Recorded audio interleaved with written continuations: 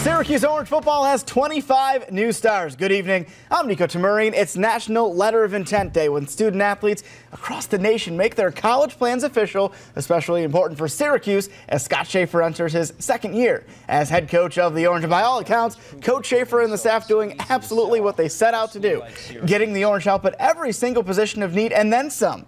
The staff hitting Florida and Illinois hard with 6 prospects signing from each state, including Steve Ishmael, who you see right there. He's a wide receiver. Denzel Ward, a 6'8", 320-pound lineman from Chicago, announces his decision today as well. All in all, a special day for all parties involved. It's an exciting time. You know, these kids are 17, 18 years old. You know, we just got done recruiting a bunch of teenagers. Let's not forget that. For them, they've been dreaming since they were little kids to go play football at a prestigious university, and for them to sign and look their parents in the eye and look at their grandparents and say, I did it. It's an end point and a start point at the same time, and that's the one message I tried to relay to all of our kids that signed today was, hey, this is a new beginning. This isn't an end point, and now the real work begins. And we're so lucky to be joined now by one of those prospects who signed the dotted line today. He looks familiar because he's a West Tennessee star. He's been all over my highlights for a few years now. Nashawn Nas Howard, thank you so much for joining us. Thank you for having me. Especially thanks for you and your family driving through the snow to get here in like this the weather. snow. We don't mind it. Hey, let's talk about this. You have to be beyond excited. You're wearing the orange shirt. You finally made it official today. Yes, finally. I just want to thank God for giving me the opportunity, for getting me here.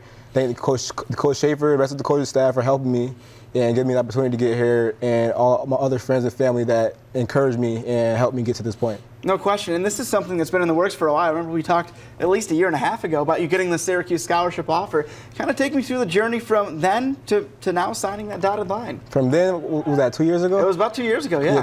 2 years ago, I didn't think that this day would feel like this. I knew it was going to be a good feeling, but I didn't know it was going to be this good of a feeling. And from that point, I was just thinking high school, and then now I'm thinking high school a little bit, but now I'm thinking the next level. What I have to do to get to the next level and perform at a good level. Now, we know you played just about all over the field, as we see here in the video. That's a touchdown, by the way, against Auburn for you.